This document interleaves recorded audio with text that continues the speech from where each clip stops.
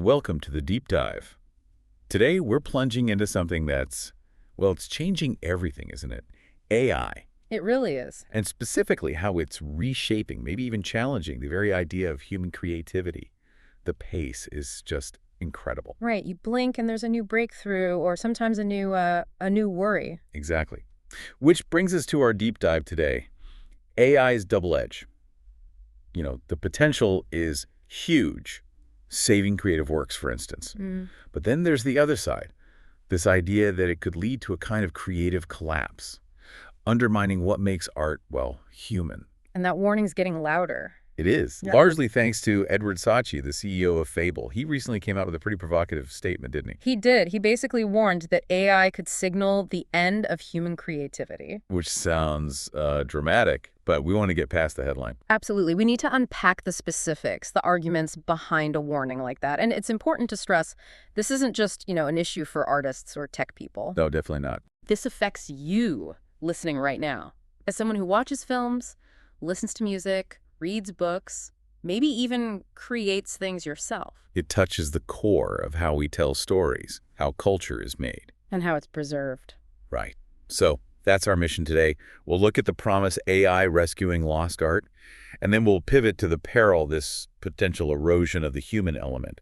We're going to try and cover a few different angles on this whole thing. Sounds good. Where should we start? Okay, let's kick things off with the positive side. A really powerful example of what AI can do. And actually, it involves Syzygy's own company, Fable. Oh, interesting. So he sees both sides clearly. Seems so. They're using AI to help restore lost footage from a truly legendary film, Orson Welles' The Magnificent Ambersons from 1942. Ah, the classic lost masterpiece. Film buffs know this story well. Exactly. For anyone who doesn't, Welles' original version, his intended cut, was drastically changed by the studio back then. Butchered, some would say. Right. Nearly 50 minutes of his film. Mm-hmm. Just destroyed or lost, gone. Imagine that. Yeah. A huge part of a genius's vision just vanished. It's one of cinema's great tragedies. But now, Fable is using AI, these advanced machine learning models, to try and bring it back. How does that even work? Well, as I understand it, the AI analyzes everything that did survive the existing footage. Welles' original scripts, production notes, historical context. Okay. And it uses all that data to essentially recreate the missing scenes, apparently with remarkable accuracy. It sounds like science fiction, really. Wow.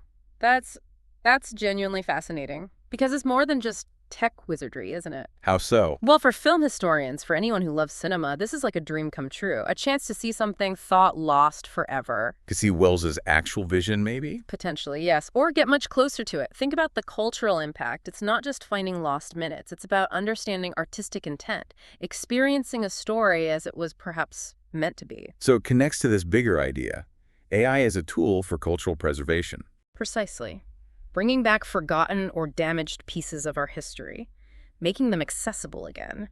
That's a powerful upside. It really is a kind of digital archaeology almost. Yeah. But does that ability to fill in the blanks raise any concerns? Like, is it restoration or is it creation by algorithm? That's the million-dollar question, isn't it? And it's a crucial point. Yep. From what Fable says, the emphasis is heavily on using all that historical context, the scripts, the notes, Welles' other work, to guide the AI. So it's not just making things up. The goal isn't invention, it's reconstruction. Mm-hmm. Trying to be as faithful as possible to Welles' original vision based on the evidence. Yeah. It's more like channeling the artist, not replacing them. Okay. But defining those boundaries and being transparent about them, that's the real challenge. Where does reconstruction end and algorithmic interpretation begin?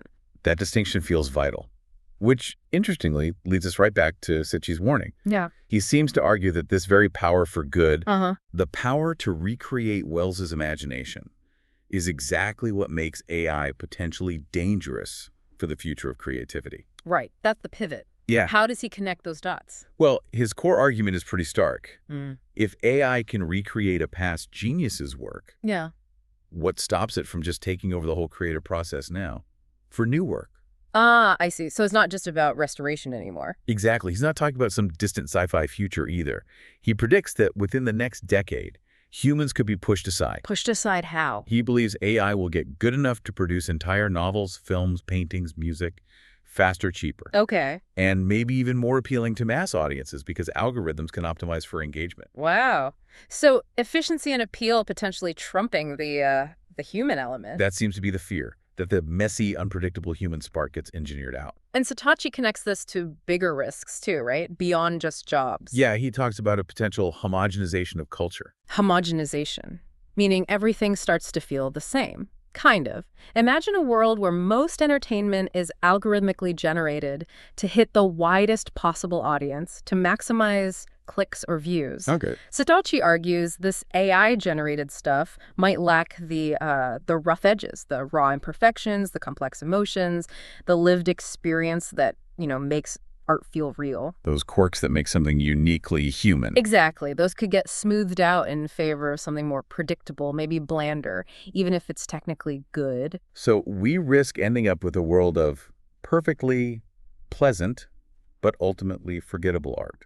Is that the idea? That's a big part of the concern. We could lose the unexpected, the challenging stuff, the art that genuinely moves you because it comes from somewhere authentic, somewhere messy and human. Mm-hmm. If art just becomes a product optimized for mass appeal, where does that leave the unique voices, the experimental stuff, the stuff that doesn't fit the algorithm? It really could change what we even value in art, couldn't it? It could, subtly, over time. He also used that analogy, comparing AI to photography's invention back in the 19th century. Right, photography initially seemed like a threat to painters.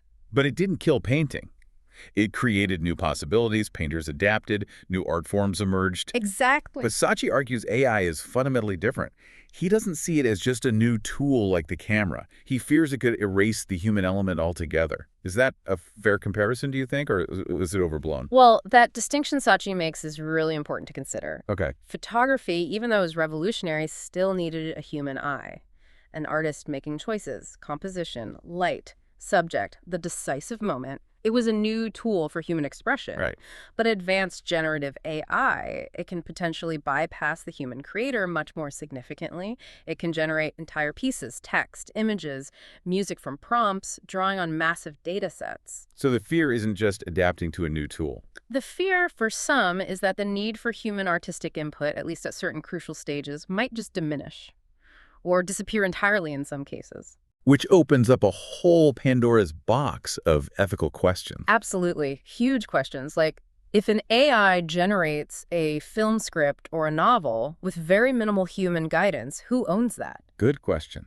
The user who prompted it. The company that built the AI. Or is it even ownable in the traditional sense? Yeah. How do you handle intellectual property when the creator is an algorithm trained on potentially copyrighted human works? That's messy. Very. And then the really big one. Will human creativity still matter in the same way? If machines can simulate human thought and emotion well enough to produce convincing art, what happens to the value we place on our unique human ability to imagine, to feel, to express something genuine from our own lived experience? Does simulation become good enough? These are fundamental questions. So let's bring it back to the listener. What does this all mean for you? Because it's not just some abstract debate for artists, right? Not at all. Saatchi's warnings and just the reality of the technology, they have real-world implications. Think about writers, journalists. You could see a flood of automated content online, making it harder for actual human voices, authentic perspectives to get noticed, to even be found. Just buried under algorithmically generated noise. Potentially. Then think about musicians, performers. We're already seeing AI songs on streaming platforms, aren't we? We are competing directly for listeners' attention, for playlist spots. And for filmmakers, actors. The potential for digital doubles gets more real. Script-generating tools improve. Does human presence become optional in some productions down the line? It's a bit unnerving. And for all of us, as the audience, we face this prospect Saatchi mentioned. A future where maybe most of our entertainment isn't born from human expression, but is engineered by algorithms for consumption. Designed to hook us, keep us watching or listening. But maybe not necessarily to challenge us or move us or connect with us on that deeper human level. So is that the fundamental shift? Are we moving from art as human expression towards art as an algorithmic product? That's the core question, isn't it? Are we shifting from valuing the unique perspective, the lived experience baked into art, towards prioritizing efficiency, cost, and optimized mass appeal? It really forces you to think about what you personally value in the culture you consume. Definitely. What makes something resonate? Is it just the final product, or is it knowing there's a human heart and mind behind it? Okay, so these are pretty heavy concerns. Hmm. But it's not necessarily all doom and gloom, is it? There's another way to look at this. Right. Many experts are pushing back against the replacement narrative. They're talking about collaboration, not competition. Exactly. The idea isn't that it has to be human versus machine. It's about AI as a tool. A powerful tool, yes. Something to expand human creativity, not replace it. Augmentation, not abolition. And we do have examples of that working well. We do. You mentioned Fable's work on the Magnificent Ambersons. That's a perfect example. AI assisting humans in achieving something amazing restoration. Okay, what else? Well, think about writers using AI for brainstorming. To get past writer's block, maybe explore plot ideas they wouldn't have thought of. But the writer keeps their voice, their control. Absolutely. The AI assists, it doesn't dictate. The human voice remains central. Same in music production. AI tools can offer new ways to shape sound, create rhythms. While the human musician is still the artist, making the core creative decisions. Precisely. And then there's cultural preservation more broadly, digital reconstructions of historical sites, artifacts, AI helping us connect with the past. So the key is keeping AI as a partner. That seems to be the crucial distinction. AI as partner, not master. But making sure it stays that way requires conscious effort. What kind of effort? Well, things like having clear societal safeguards. Maybe regulations around AI use in creative fields. Transparency is huge, knowing when content is AI generated. So you know what you're consuming. Right? And, critically, supporting human creators. Ensuring they have the resources, the platforms, the protections to thrive alongside these new technologies. It's about actively shaping how this unfolds, not just letting it happen. Exactly. Experts suggest these are the steps needed to harness AI's power responsibly, while preserving that authenticity, that soul, that really only comes from human creativity. It's clear this whole debate is really just getting started. We've seen AI can perform these incredible feats, like Fable bringing back pieces of Wells's lost film. True magic, almost. Miraculous potential. But then you have Sasachi's warning hanging there that this same power, if we're not careful, could diminish the very thing that makes us human, our imagination, our storytelling. Indeed. And that brings us to what feels like the central challenge for society now in this age of, accelerating automation. Which is? Preserving authenticity. We have to consciously decide as creators, as consumers, as citizens, what value do we place on that uniquely human spark in our art and culture? So the question we leave you with today is this. As you go about your week, watching films, listening to music, reading, think about it. Will AI ultimately enhance human creativity, push us to places we've never been? Or could it, if we're not mindful, subtly erase it, leaving us with a world that's perfectly optimized, perhaps, but maybe a little less human? Something to ponder. Thanks for joining us on this deep dive.